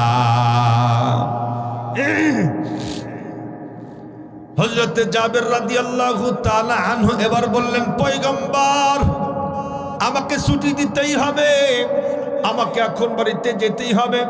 কারণ হলো আমি আমার জন্য যাব না গো পয়গম্বর, আমি বাড়িতে গিয়ে আপনার খাবারের ব্যবস্থা করব। আল্লাহর পয়গম্বরের সাথে আল্লাহর পয়গম্বরের কাছ থেকে ছুটি নিয়া হযরতে জাবের রাদিয়াল্লাহু তাআলা আনহু হাঁটি হাঁটি পা পা করে বাড়িতে চলে গেলেন। বাড়িতে গিয়ে বলে, বেগম রে, খাবারের কি ব্যবস্থা আছে একটু বলো। তার বেগম ডাক দেখাই, স্বামী শোনেন, অল্প কিছু আটা আছে, আর ওই যে ছোট্ট একটা বকরির বাচ্চা আছে, এটা ছাড়া আমার ঘরে আর কোনো খাবার নাই। হযরতে জাবের রাদিয়াল্লাহু তাআলা আনহু বললেন, ঠিক আছে, আমি বকরিটা জবাই করে দিয়া দেই, আর তুমি রুটি তৈরি করো। ও মুসলমান, হযরতে জাবের রাদিয়াল্লাহু তাআলা আনহু বকরির বাচ্চা জবাই করে দিয়া চলে আসলেন। বললেন, তুমি গোশত পাকাও আর রুটি তৈরি করো, আমি বিশ্বনবীকে দাওয়াত দিয়ে নিয়ে আসি। হযরতে জাবের রাদিয়াল্লাহু তাআলা আনহুর স্ত্রী বললেন, শোনেন, এদিকে আসেন। বললেন, শোনো, বিশ্বনবীকে দাওয়াত দিয়ে দিবেন আর বলবেন, পয়গম্বর, আপনি সহ মাত্র কয়েকজন সাহাবীর দাওয়াত। আল্লাহর পয়গম্বর বিশ্বনবীর কানের কাছে মুখ লাগায়া বলবেন, আপনি সহ মাত্র কয়েকজন সাহাবীর দাওয়াত। আস্তে আস্তে বলেন, কারণ মানুষের সংখ্যা কিন্তু অনেক, সকল মানুষকে খাওয়াবার সামর্থ্য আল্লাহ পাক আমাদের দেয় নাই। হযরতে জাবের রাদিয়াল্লাহু তাআলা আনহু হাঁটি হাঁটি পা পা করে বিশ্বনবীর কাছে গেলেন। গিয়া বললেন, ওগো পয়গম্বর, আপনি সহ মাত্র কয়েকজন সাহাবীর দাওয়াত। কানের কাছে মুখ লাগায়া বললেন, যেই বলছে সঙ্গে সঙ্গে আল্লাহর পয়গম্বর ঘোষণা করলেন, ইয়া আসহাবাল খান্দাক, আল্লাহু আকবার, আল্লাহু আকবার বলেন। হে খন্দকের সব সাহাবায়ে কেরাম, তোমাদের সকলকে হযরতে জাবের দাওয়াত করছে। আল্লাহু আকবার, আল্লাহু আকবার। হযরতে জাবের কয়, ইন্না লিল্লাহ, কাম খাম। খাবার কয়জনের? মাত্র কয়েকজনের খাবার। কিন্তু হাদিস শরীফ প্রমাণ করে, বুখারী শরীফের হাদিস, আল্লাহর পয়গম্বরের সঙ্গে খন্দকের যুদ্ধে সাহাবায়ে কেরাম কাজ করে হলো 1000। কত? 1000 বাহিনী। খাবার মাত্র কয়েকজনের হবে তো। হযরতে জাবের রাদিয়াল্লাহু তাআলা আনহু দৌড় লাগাইলেন। বাড়িতে এসে বলে, বেগম রে, কাম খাম। কেন, কি হয়েছে? আমি তো বিশ্ব নবীর কানের কাছে মুখ লাগায়া বললাম, ওগো পয়গম্বর, আপনি সহ মাত্র কয়েকজন সাহাবীর দাওয়াত, কিন্তু বিশ্ব নবী তো সকল সাহাবায়ে কেরামকে সঙ্গে নিয়ে দৌড় লাগাইছে। এখন আমাদের অবস্থাটা কি হবে? কাম তো খাম। হযরতে জাবের রাদিয়াল্লাহু তাআলা আনহুর স্ত্রী বললেন, শোনেন, যেহেতু আমাদের কাছে মাত্র কয়েকজনের খাবার আছে, বিশ্বনবী যেহেতু বাহিনী নিয়ে দৌড় লাগাইছেন, সেই ব্যবস্থা আল্লাহ পাকের পক্ষ থেকে উনি করবেন। সুবহানাল্লাহ। আল্লাহর পয়গম্বর বিশ্বনবী হাঁটি হাঁটি পা পা করে সাহাবায়ে কেরামদের বাহিনী নিয়ে হযরতে জাবের রাদিয়াল্লাহু তাআলা আনহুর বাড়িতে গেলেন। যাওয়ার পরে বললেন, জাবের, তোমার গোশতের পাতিল কত, একটু আমারে দেখাও। ওগো পয়গম্বর, এই যে গোশতের পাতিল দেখেন। আল্লাহর পয়গম্বর বললেন, ঢাকনা উঠাও। ঢাকনা উঠাইলেন। আল্লাহর পয়গম্বর একটু মুখ থেকে থুতু মোবারক বাহির করে ডেক্সির মধ্যে দিয়ে দিলেন, আর বললেন, ঢাকনা নামাও। খবরদার ঢাকনা উঠাইবা না, যত চাই তত দিবা, নিষেধ করবা না। এই জাবের, তোমার রুটির পাতিল কোথায়? আল্লাহর পয়গম্বরকে বলা হলো, পয়গম্বর, এই যে রুটির পাতিল, ঢাকনা উঠাও। ঢাকনা উঠাইলেন। আল্লাহর পয়গম্বর বিশ্বনবী মুখ থেকে একটু থুতু মোবারক বাহির করে ঢাকনার ভিতরে দিয়া দিলেন, আর বললেন, ঢাকনা উঠাইতে পারবা না, যত চাই তত রুটি দিবা, নিষেধ করবা না। হযরতে জাবের রাদিয়াল্লাহু তাআলা আনহু তার ঘরের মধ্যে কয়েকজন সাহাবীকে ঢুকাইলেন, আচ্ছা মতো খাওয়াইলেন। খাওয়ার ডিজাইন দেখে মনে হচ্ছে এরা জীবনেও খায় নাই। এ মুসলমান, কথা তো আসলে বাস্তব, না কি বলেন? যারা মাটি কাটার কাজ করে, দেখবেন সকালে তো আমরা খায়াই যাই হালকা পাতলা, এরপরে পান্তার বেল হতে না হতে এক ডিশ পান্তা কাঁচামরিচ আর লবণ আর পেঁয়াজ দিয়ে কিন্তু সাবার করে দেয়। যারা মাটি কাটার কাজ করে, সাংঘাতিক ক্ষুধা লাগে। কয়েকদিন আগেই তো আমার চাচার বাড়িতে ওই যে কি বলে বাথরুমের ইয়া আছে না, কুয়া খোলে, এটা আমার পরিচিত লোক, মোটামুটি দেখলে সালাম কালাম হয়। তাই বললাম, ভাই ঠিক আছে, আপনি আসছেন কষ্ট করে, আমার বাড়িতে দাওয়াত আপনার, বলছি, রাজি হয়ে গেছে। তো আমার তো এর প্রস্তুতি নেই। এরপরেও যা ছিল ফ্রিজে বাহির করে আম্মা রান্না করছে। উনি কাজ শেষে যখন খাইল, আমি তাকায় দেখি, আল্লাহ, আমরা 3 জন মিলা যা না খাবো, একাই এক ডিশ ভাত শেষ করে দিছি। আমি চিন্তা করলাম, ওই যে মাটি কাটার ফসল, সকাল থেকে নিয়ে 4টা পর্যন্ত সে কুয়া খনন করছে, মাটি কাটার কাজ করছে। আমি তখন এই হাদিস যখন পড়ি, তখন মনে হইল ঠিকই তো রে। হযরতে জাবের বলে, খাবার ডিজাইন দেখে মনে হয় এরা জীবনেও খায় নাই। 10 জনকে আচ্ছা মতো খাওয়াইলাম, 20 জন, 30 জন, 100 জন, 200 জন, 100 জন, 200 জন। হযরতে জাবের বলে, এমনটি করতে করতে আমি 1000 সাহাবায়ে কেরামদেরকে খাওয়ায়া শেষ করে দিলাম। আল্লাহু আকবার, আল্লাহু আকবার বলেন। যখনই সকল সাহাবায়ে কেরামের খাবার শেষ হয়ে গেল, আল্লাহর পয়গম্বর ডাকতে বলে, জাবের তোমার গোশতের পাতিল কোথায়, একটু দেখাও আমারে। হযরতে জাবের রাদিয়াল্লাহু তাআলা আনহু বিশ্বনবীকে গোশতের পাতিলের কাছে নিয়ে গেলেন। যাওয়ার পরে বলে, একটু ঢাকনা উঠাও, আমি দেখতে চাই। আল্লাহর পয়গম্বর যখন তাকাইলেন, দেখলেন আগেও যেমন গোশত এখনো তেমন আছে, এক টুকরা পর্যন্ত কমে নাই। এই জাবের তোমার রুটির পাতিল কোথায়, একটু আমাদের দেখাও। ওগো পয়গম্বর, এই যে রুটির পাতিল। ও মুসলমান, খুব ভালো করে বুঝবেন, আল্লাহর পয়গম্বর ঢাকনা উঠায়া তাকায়া দেখে আগেও যেমন ছিল এখনো তেমন আছে, একটা রুটি পর্যন্ত আল্লাহর রহমতে কমে নাই। আল্লাহু আকবার পড়েন। কি বরকত থুতুর মধ্যে, আল্লাহর পয়গম্বরের থুতু মোবারক মুজিজা।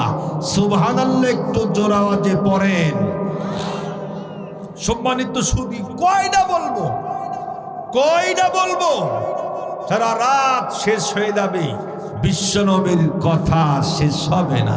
আল্লাহু আকবার, আল্লাহু আকবার। বিশ্বনবী যে এলাকায় ঢুকতেন, যত বড় ক্ষমতাধর হোক না কেন, তার কলিজার মধ্যে কম্পনি তৈরি হয়ে যাইত। আল্লাহু আকবার পড়েন। মুসলমান ভাইরা আমার কথা ভালো করে বুঝবেন। আবু জেহেল এক লোকের টাকা মেরে দিয়েছিল। তার সন্তানরা তার কাছে গেছে, গিয়া বলে, আঙ্কেল, আপনি তো আমার আব্বার টাকা পয়সা নিয়েছেন, ফেরত দেন। আবু জেহেল তখন তাদেরকে ঘাড় ধাক্কা দেয়া সেখান থেকে সরাইয়া দিল, টাকা পয়সা কিচ্ছু দিল না। এই সমস্ত বাচ্চারা হাঁটি হাঁটি পা পা করে সামনের দিকে আগাইতেছিল। কিছু মানুষ পরামর্শ দিল যে আল আমিন আস-সাদিকুল আমিন, বিশ্বনবীর কাছে যাও, সে তো তার ভাতিজা হয়। যদি ভাতিজা চাচার কাছে গিয়ে নালিশ দেয়, অবশ্যই তোমাদের টাকা পয়সা ফেরত দিয়া দিবে। এই সমস্ত বাচ্চারা হাঁটি হাঁটি পা পা করে বিশ্বনবীর বাড়ি পর্যন্ত গেলেন। যাওয়ার পরে ডাক দেয়া বলে, পয়গম্বর, ওগো পয়গম্বর বিশ্বনবী, কিছু লোক আমাদেরকে আপনার কাছে পাঠাইয়া দিল। আপনি যদি আবু জাহেলের কাছে গিয়া টাকা পয়সা চান, তাহলে অবশ্যই দিয়া দিবে। আপনি যেহেতু ইতিম মানুষ, আমরাও তো ইতিম মানুষ, ইতিমের দরদ ইতিম ছাড়া পৃথিবীর কোনো মানুষ বুঝবে না। ওগো পয়গম্বর, মেহেরবানি করে যদি আপনি আমাদের সঙ্গে একটু যাইতেন, অবশ্যই আবু জেহেল সবগুলি টাকা পয়সা ফেরত দিয়া দিত। আল্লাহর পয়গম্বর তাদেরকে সঙ্গে নিয়ে হাঁটি হাঁটি পা পা করে আবু জেহেলের বাড়ি পর্যন্ত চলে গেল। যাওয়ার পরে দরজার ভিতরে নক করলো, আপু চাচা আঙ্কেল, আপনি কি বাড়িতে আছেন নাকি? অমুসলমান, খুব ভালো করে বুঝবেন, সঙ্গে সঙ্গে আবু জেহেল দরজা খুলে হাঁপাইতেছে আর বলে, চাচা ভাতিজা কি বলো, আমি তো তোমার সামনে উপস্থিত আছি। সুবহানাল্লাহ বলেন। আবু জেহেল হাঁপাইতেছে, ভাতিজা কি বলো বলো। আল্লাহর পয়গম্বর বললেন, চাচা আপনি বলে তাদের সবগুলি টাকা পয়সা মেরে দিয়েছেন, দেন না কেন? আবু জেহেল বলে, ভাতিজা এখনই দিব, তুমি টেনশন করো না। আল্লাহু আকবার পড়েন। এই মুহূর্তেই দিয়া দিব, তুমি একটু যাও, আমি একটু পরে আসি, এসে তাদের সবগুলি টাকা পয়সা ফেরত দিব। দূর থেকে কিছু দোস্ত দেখতেছে, কিরে আবু জেহেল আমাদের কাছে সব সময় বলে মুহাম্মদ তার শত্রু, মুহাম্মদ তার দুশমন, কিন্তু আমরা তাকায় দেখলাম কি ভাতিদের সামনে একদম হাত জোর করে সে ক্ষমা চাওয়ার মতো হয়ে গেছে, নম্র হয়ে গেছে, ভদ্র হয়ে গেছে। কিন্তু আমরা তাকায় দেখলাম চাচার ভাতিজার মধ্যে সাংঘাতিক মিলার মহব্বত। আর আবু জেহেল আমাদের কাছে গিয়ে বলে, মুহাম্মদ আমার শত্রু, আমার দুশমন। তারা যখন এই দৃশ্য দেখলো, হাঁটি হাঁটি পা পা করে সামনের দিকে আগা আসলে এসে বলে, আবু জেহেল, এই নেতা, তুমি তো সবসময়ই বলো ভাতিজা আমার দুশ্মন, মুহাম্মদ আমার দুশ্মন, কিন্তু আমরা তাকায় দেখলাম যখন ভাতিজা মুহাম্মদ সাল্লাল্লাহু আলাইহি ওয়াসাল্লাম তোমার দরজার মধ্যে টোকা মেরে দিয়েছে, সঙ্গে সঙ্গে দরজা খুলে তুমি হাত জোর করে দাঁড়ায় গেলা। বুঝলাম না, তুমি মুখে বলো একটা আর অন্তরের মধ্যে আর একটা। আবু জেহেল কয়, দোস্তরা রে, তোরা আমাকে ভুল বুঝিস না, আসল কথা আমি তোদেরকে শোনাইতেছি, শোনো। এক সুবহানাল্লাহ পড়েন। আবু জেহেল কয়, শোনো, আমি খানা খাইতে বসছি, যখনই ভাতিজা এসে দরজায় নক দিছে, চাচা আছেন, আমি তাকাই দেখি ঘর এইভাবে দোলা শুরু করছি, ভূমিকম্পন শুরু হয়ে গেছে, মনে হচ্ছে এখনই দেওয়াল আমার উপরে পড়ে যাবে। আমি দ্রুত বাহির হচ্ছি, কে রে? দরজা খুলেই দেখি আমার ভাতিজা মুহাম্মদ সাল্লাল্লাহু আলাইহি ওয়াসাল্লাম। আমার তো সাংঘাতিক রাগ, আমি তো অপমান করব, কিন্তু তাকায় দেখি বিশ্বনবীর দুই ঘাড়ের উপরে দুইটা বিশাল বড় সাপ দেখা যায়। আরো আসতে কোন, দুইটা বড় সাপ দেখা যায়। আমি তো অপমান করতেই যাব, কিন্তু সাপ হা করে আমার দিকে তাকায় আছে আর বুঝায়, এই আবু জেহেল, বিশ্বনবীর সঙ্গে অপমান করবি তো আমাদের পেটের মধ্যে ঢুকবি। আল্লাহু আকবার পড়েন। কয়, আমি তো পড়ছিলাম সিফালিল্লাহ, সিফার মধ্যে পড়ে গেছি। আসলেও আমি তাকায় দেখি বিশ্বনবীর দুই ঘাড়ে পড়ে দুইটা সাপ দেখা দেয়। আমি যদি তার সঙ্গে বেয়াদবি করি, আমি কিন্তু মুহূর্তের মধ্যেই তাই সাপের পেটের মধ্যে উঠতে হয়। এজন্য মরতেও চাই না, বেয়াদবি করতেও চাই না। আল্লাহু আকবার, আল্লাহু আকবার পড়ে। মুসলমান ভাইরা আমার, এই আবু জেহেল আল্লাহর পয়গম্বরকে মারার জন্য সাংঘাতিক সিরিয়াস চেষ্টা করছে, কিন্তু কোশ্চিন কালেও পারে নাই।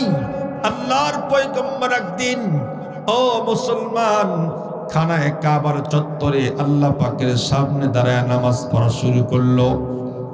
আল্লাহর পয়গম্বর যখন নামাজের মধ্যে দাঁড়ায়, ঘন্টার পর ঘন্টা যায়, কিন্তু নামাজ শেষ হয় না। যখনই সিজদার মধ্যে যায়, ঘন্টার পর ঘন্টা চলে যায়। যখন বিশ্বনবী সিজদার মধ্যে চলে গেলেন, আবু জেহেল সামনের দিকে আগায় ঘাড়ের উপরে পা রাখার জন্য। ও মুসলমান, কিন্তু সকলেই তাকায় দেখে আবু জেহেল সামনের দিকে এক পা খায় আর তিন পা পিছনের দিকে চলে যায়। লম্বা টাইম পর্যন্ত এমনটি করলো।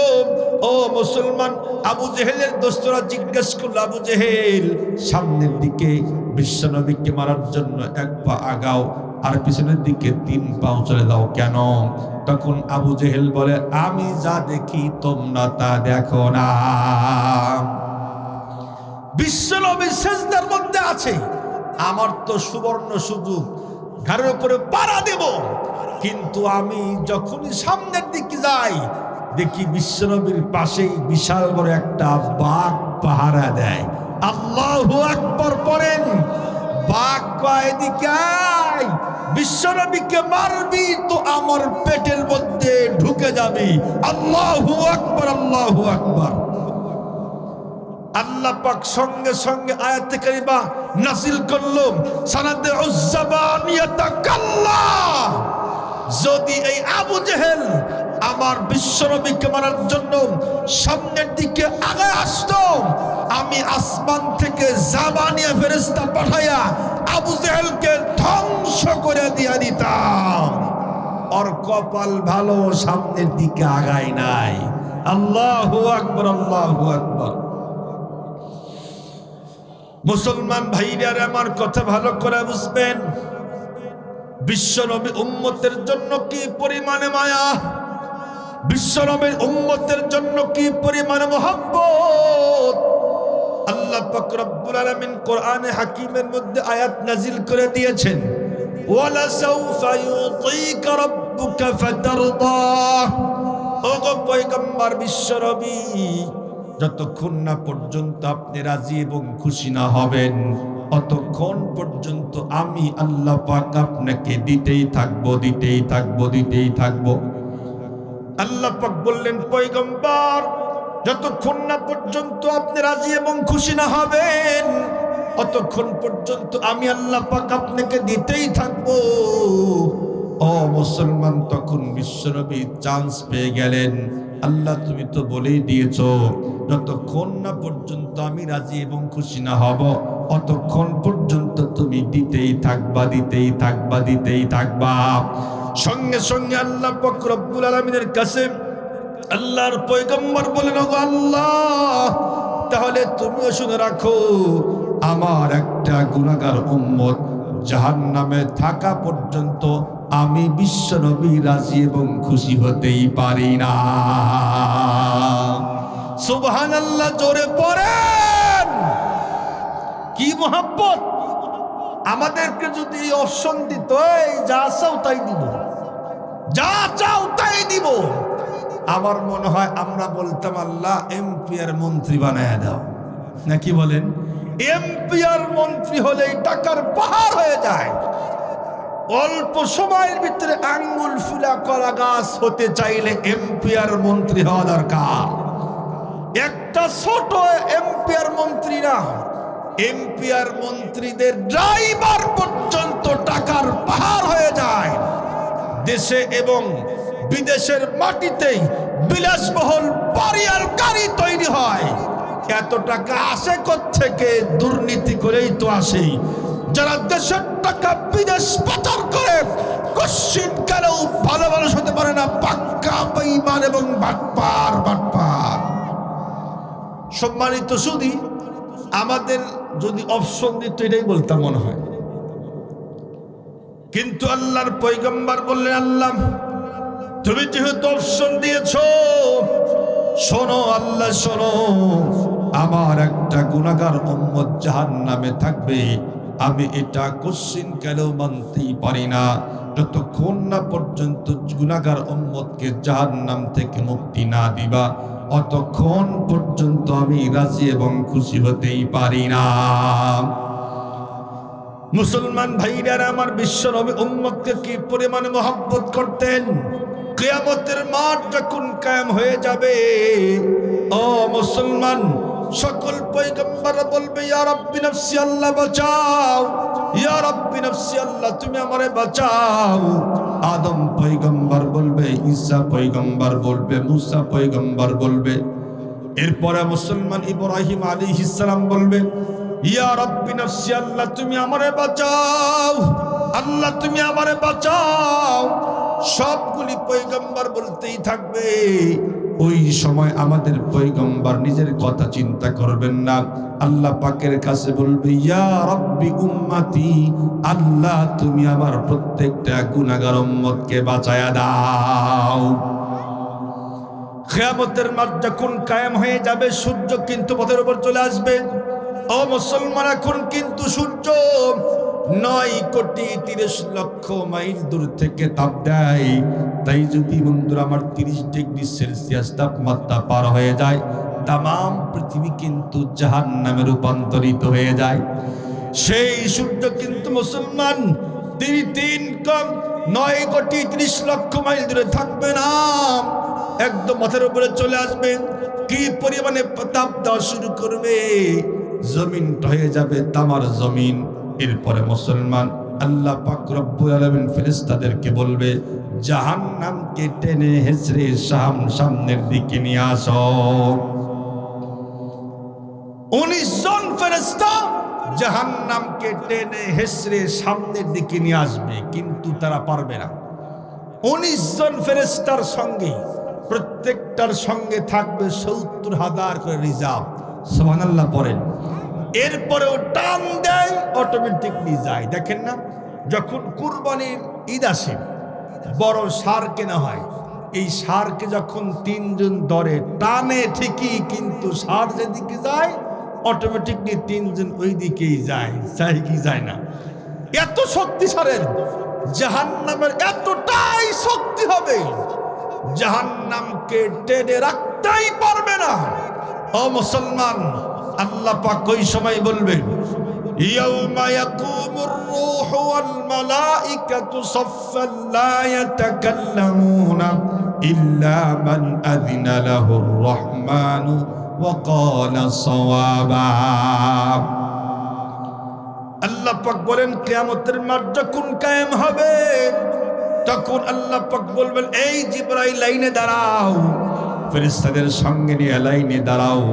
আজকে আমি যাকে অনুমতি দিব ওই ব্যক্তি ছাড়া পৃথিবীর কোন মানুষ আজকে আর কথা বলতেই পারবে না। আল্লাহ পাক রব্বুল আলামিন বিশ্বনবীকে অনুমতি দিবেন।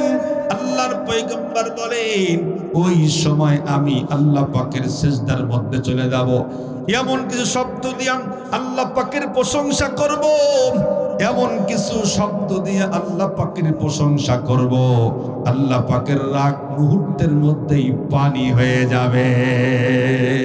সুবহানাল্লাহ পড়েন।